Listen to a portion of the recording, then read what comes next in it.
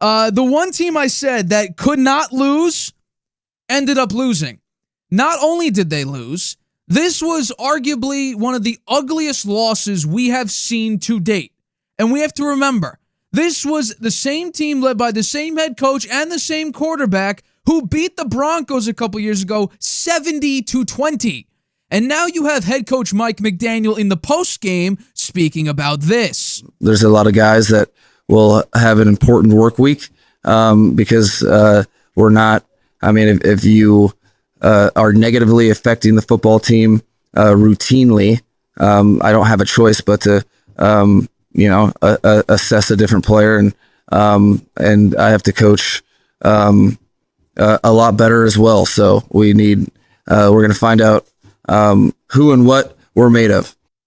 And then he decided to backtrack a little bit on that because he realized Quinn Ewers is the backup quarterback. And now he did have 5 completions for over 50 yards, but this is what he said, not the post-game press conference, but the day after in the normal media press conference. Take a listen. Yeah, he's going to take the snaps this week, and he's going to be our starter this week. And my expectation is that we don't throw 10 picks.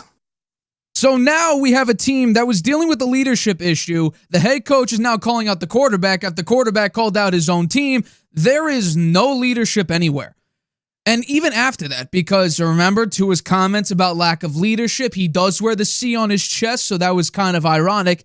In week 7, Tua, second lowest passing yards, tied for the most interceptions with Spencer Rattler, the worst passer rating, the second worst yards per attempt, the worst EPA per dropback, and had a QBR of 0 to 100 of 3.3 behind Geno Smith, who went, 6 of 10 or something, 10 of 16 for 60-something yards, had a lower QBR than Geno Smith. The offense, the runs, they got stuffed on 45.5% of their runs. They had the third lowest EPA per rush, second worst rushing success percentage, and 26th in yards per play. Tua was pressured on only a quarter of his dropbacks, which was the 4th best rate of week 7. And he had the worst passer rating while pressured. He looked scared. He couldn't complete passes. His interceptions were inexcusable. These were the 3 of them. First of all, this one is a check down. He overthrew a check down, and it got housed. First play of the second half, I might add. This one, you get pressured, late pressure, and then you end up throwing a really bad interception. Again, in triple coverage, nobody's open. And this one, you had all day to throw, and you threw a very, very ugly interception that, had a chance of going, if there were a little bit more blockers there. But ultimately, all of these were really, really ugly. 7 of Tua's tied league-leading 10 interceptions, 7 of them have come from a clean pocket, a.k.a. when he's not pressured. The defense did its job. Now, the score was 31 points, but that's because you had about 30 yards to work with if you're the Cleveland Browns offense. The defense did its job. Second fewest yards allowed in week 7, 6th fewest yards per play allowed, and 12th in EPA per play allowed. So better than 2/3 of the league. The defense was okay. It was perfectly fine. The offense was so bad, led by Mike McDaniel in his gold aviator shades. This is the worst offensive expected points since 2019 for the Dolphins on offense. Since 2019, week 2. And if some of you remember that game, that was Patriots-Dolphins. Patriots won 43-0. That was the Tom Brady AB game. Fitzpatrick and Josh Rosen each had an interception or 3. Ryan Fitzpatrick.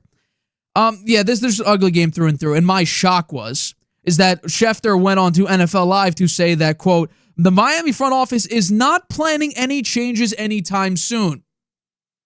Huh?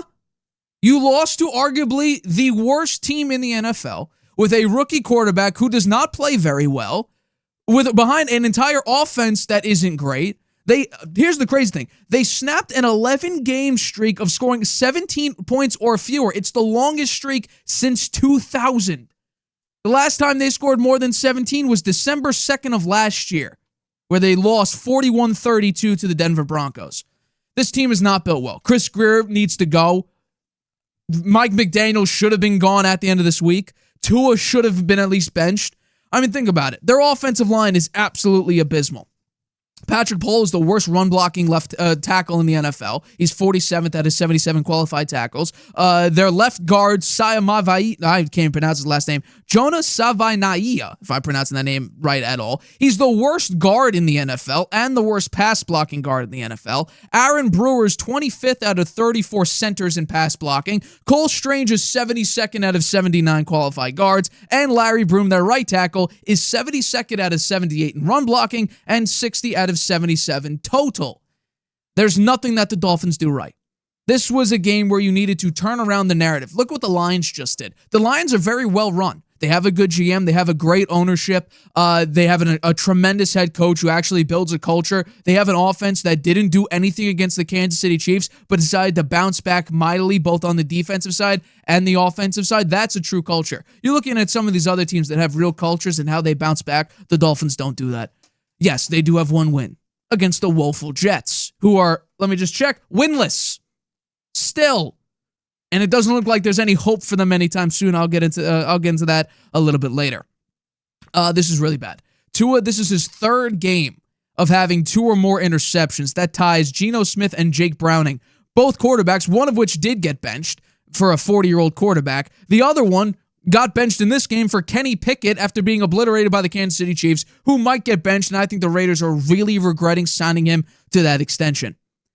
But this is really bad because there's nothing you do right. The defense is 30th according to PFF. They're dead last against the run. They are 11th against the pass just because the Tampa Bay Buccaneers pass defense was just choking against the Detroit Lions just last night. They're 31st in tackling, 31st in pass rush, 29th in coverage, 32nd in special teams. There is nothing this team does right. And now we're saying that all of a sudden we should have these expectations that things are going to get better just because what? You kept Tua in there? You kept your head coach around? Stephen Ross has the patience it's inhuman patience, because if I was the ownership group, I tried watching that game. And thank God the Jets were on. Because if they weren't, the Dolphins game was probably worse than watching paint dry. Because there's nothing that they did right. The offense was absolutely, they couldn't move the ball. Tua looked scared. He didn't throw it to really any open receivers. You look at the all-22 and you see Jalen Waddle pissed off on some routes that he wasn't the target for, was just a check down short pass, and that's another thing. Mike McDaniel's supposed to be this offensive guru. This whole offense, because Tua has, 4 confirmed concussions, that they have to get the ball out of his hands instantly. Otherwise, you're worried he's going to take another big hit and he's going to have another concussion, which is catastrophic. So the entire Miami Dolphins offense is explosive play, quick, get it out fast. Because you can't have Tua standing in the pocket for a long time, potentially having the offensive line collapse, that defense gets around them, and him taking another big hit. You can't rely on his legs because, again, lack of sliding, concussion chances and whatnot. And the worst part about it is you can't really get off of Tua, because he's set to make $25 million in guaranteed salary and $54 million in 2026. He's owed a $15 million option bonus within the first 3 days of the next league year. You can't really get off him without incurring some form of decent-sized dead cap hit. And the Dolphins already have cap issues because they don't spend money at all, or rather they spend it in the worst spots possible, so you can't build an effective team. You also have Chris Greer, who doesn't do really anything to help out your team, because again, I said this before the season. I said it, after week 1, after watching the Colts just shut them down entirely. You knew you were losing Terry and Armstead. You knew you were losing him. He was old. He was thinking about retirement. He was planning retirement. Colin Cowherd trying to eke out the words that he's retiring on his show. You knew he was gone. And you did nothing to try to help him out. Instead, you got the worst guard in the NFL. You got Cole Strange, a bust for the New England Patriots, who, I've said this before, Sean McVay talks about how he was like a 4th or a 5th round prospect on his board, and the Patriots took him in the 1st round. There's not many good moves that the Dolphins have made as of late. I will say, though, I think Brian Flores was right. Tua's not a good quarterback. Brian Flores, Tua said on the Dan Le Batard show, or an interview with Dan Le Batard, he was saying how Brian Flores would tell him that he sucks, he's not right for the job, he's not good enough for the spot he was in. Well, I look at his performance. He's okay until mid-November, December, and then January, excuse me. He freezes.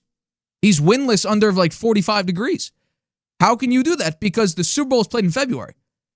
In order to get to the playoffs in the AFC, you have to go through a freezy Arrowhead in Kansas City, or you go up against and play the Buffalo Bills in Buffalo in December and January, where it's icy cold. You may play New England.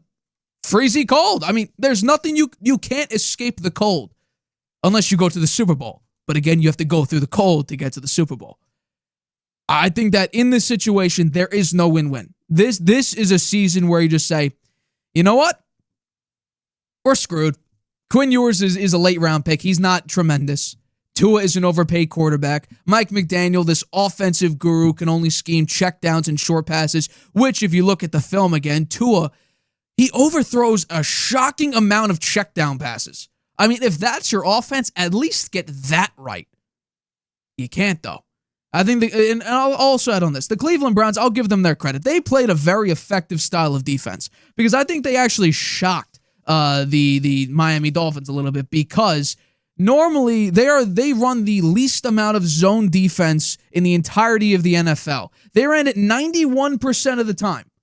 91% of the time. And it was the best defensive performance when it comes to turnovers and sacks since the Buffalo Bills did it, I think, last year, a couple of years ago. So the team that ran zone the least ended up playing it the best. So all in all, the offense did nothing. Tua actually was a net negative, and it was a big net negative. The defense we knew was terrible, but it played all right, and I guess maybe the numbers, add some context there. The Browns offense did have like 40 yards to work with every now and then. They didn't necessarily need to go the length of the field. And I know Judkins had like a 46-yard big-time touchdown run. That's one play. All in all, they played relatively well. But this offense, offensive guru, that's what we're talking about. Mike McDaniel, offensive guru. I think he's over the hill a little bit. Hi, everybody. Thank you for watching this clip of the Harvey Hour. If you want to watch the full show, you can by clicking the I in the top right-hand corner right now. If you want to take the show with you on the go, it is available wherever you get your podcast. We go live here on YouTube every single Tuesday and Friday at 6:30 p.m. Eastern. So make sure you hit that like button, that subscribe button, and the notification bell to get notified whenever we upload a video and whenever we go live.